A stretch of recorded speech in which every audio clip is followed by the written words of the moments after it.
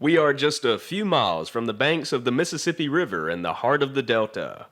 The date is April 28th, 2025. Officially, the summer starts in a little less than 2 months, but the humidity is gradually intensifying in the Deep South, reminding us of the brutal heat that is well on the way. Lucky for us, the temperature will stay rather pleasant today, as we will be out in the sun chasing a very unique and often overlooked short line operation, the North Louisiana and Arkansas Railway. Just southeast of the town limits of Eudora, Arkansas, we are along U.S. Highway 65 by the Hensley Grain and Farming Silos. Peeking from behind the shadow of the structure, the NLA has just begun the workday. Today, number 22 will be heading south across the state line of Louisiana. This train is bound for the Lake Providence port in East Carroll Parish.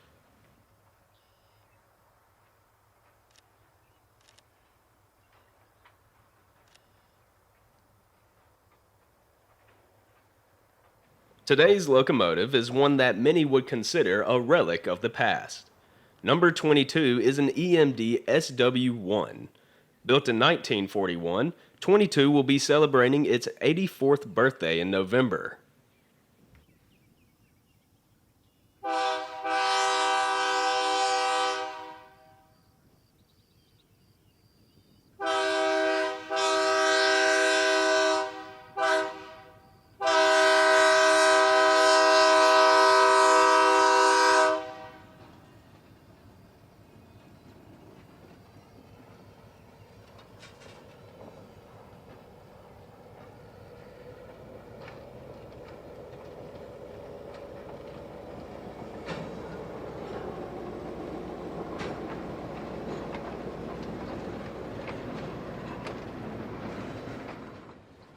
This old workhorse was built as number 244 for the Elgin, Joliet, and Eastern Railway, better known to some as the J.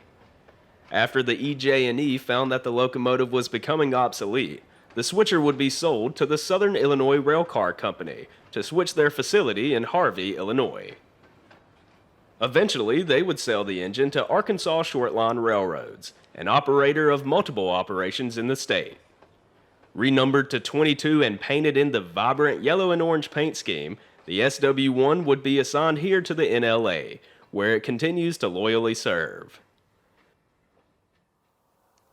The SW1 was introduced to the industry in the late 1930s. EMD would produce 661 units with multiple variations until 1953. The S in the model designation stands for 600 horsepower. The W indicates a welded frame versus a cast frame which would have a C for identification. The 1 was solely to distinguish this model to the previous SW locomotive. As EMD released newer switcher models off the assembly lines, the SW would later stand for switcher. The SW1 would be the first locomotive to feature the General Motors 567 prime mover, which would see use in EMD locomotives until the mid-1960s.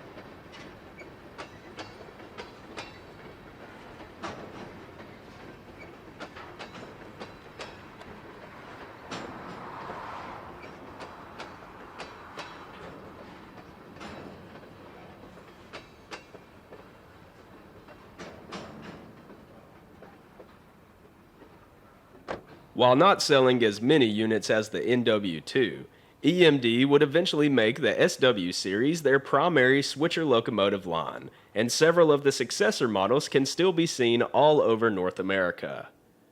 Approaching the state line, 22 is slowly easing its way towards Lake Providence. 。 . . . 。 . . . . . . . . . . . . . . . . . . . . . . . . . . . . . . . . . . . . . . 。 . . . . . . . . .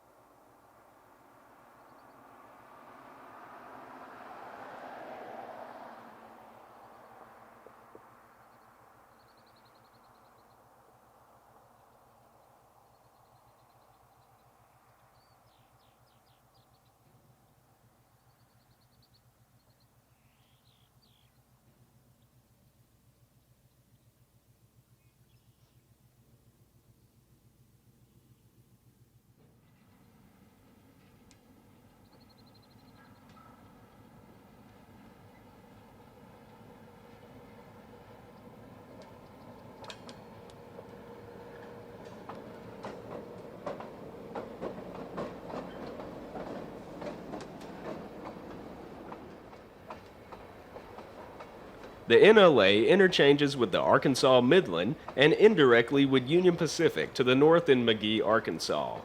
The line runs 62 miles south to Lake Providence, Louisiana, where the NLA runs into the port. While the line interchanges with Delta Southern there, the two short lines currently share no interchange traffic.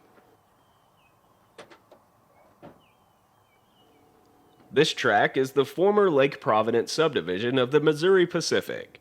While it's hard to imagine in 2025, there was once a high-speed passenger service that served this route. The Delta Eagle was a small yet impressive service that ran between Memphis, Tennessee and Tallulah, Louisiana. If you are interested in learning that train's history, I'll leave a link to our video on it in the description below. After the Mopac was acquired, Union Pacific would elect to sell the entire route between McGee and Tallulah. In 1988, the Delta Southern Railroad took possession of the line. After years of neglect, DSRR would seek to abandon the right-of-way from Lake Providence to McGee.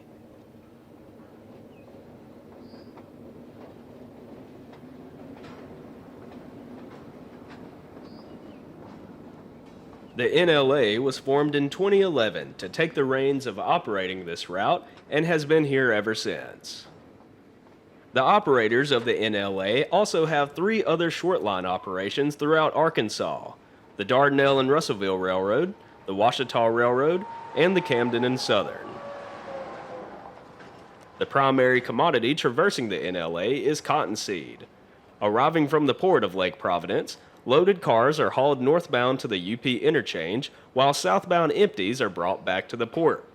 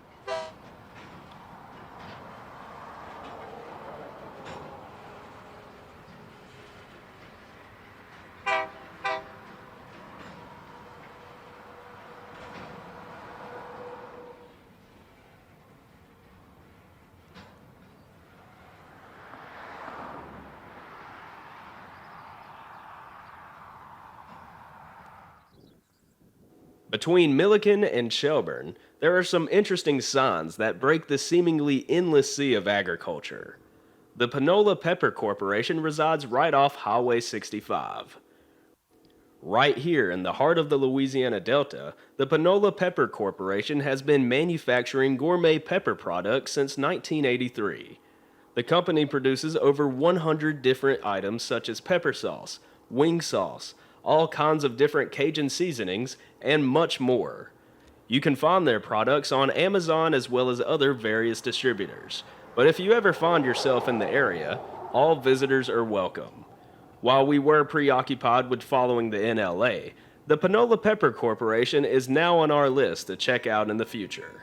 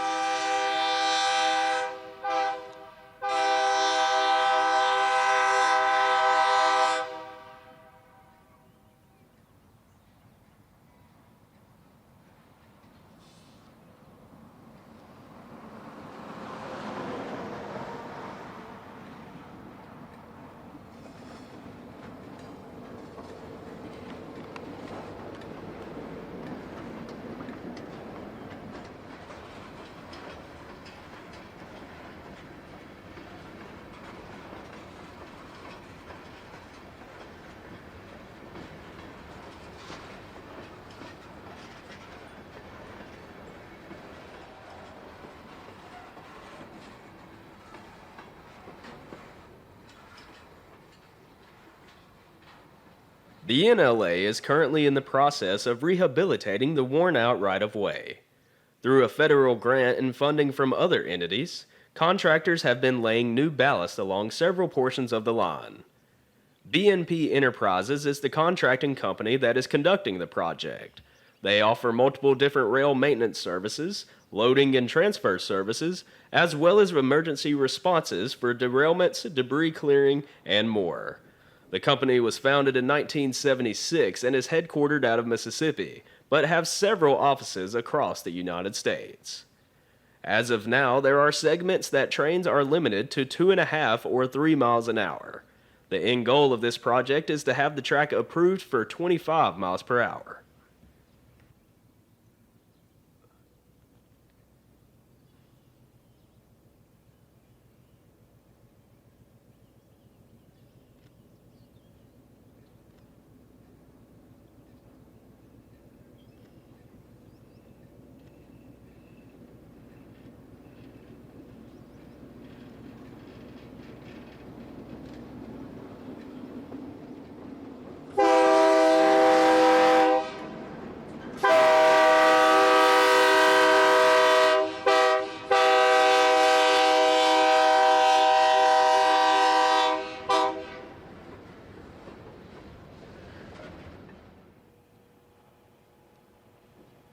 Our train is approaching Lake Providence, meaning that it is now on the final stretch to the port. All right, we'll see.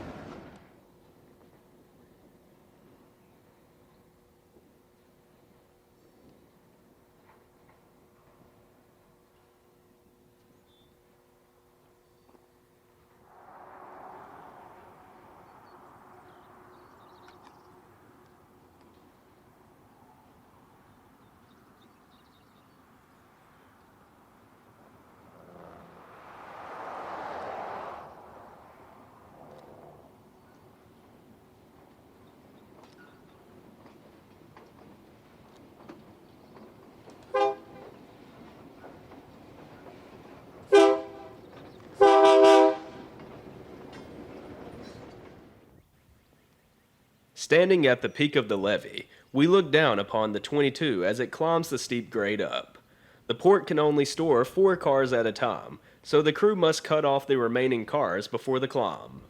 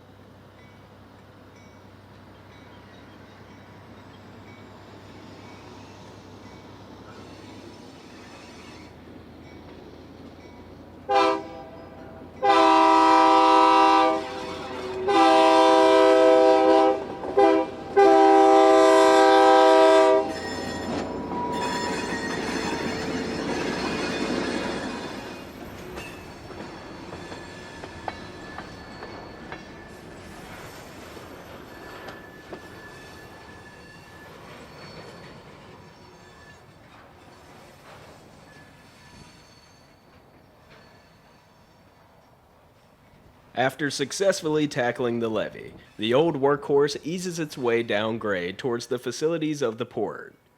This is where we will conclude today's successful chase of the NLA. If you enjoyed this video, please consider leaving a like down below, and consider subscribing if you haven't already.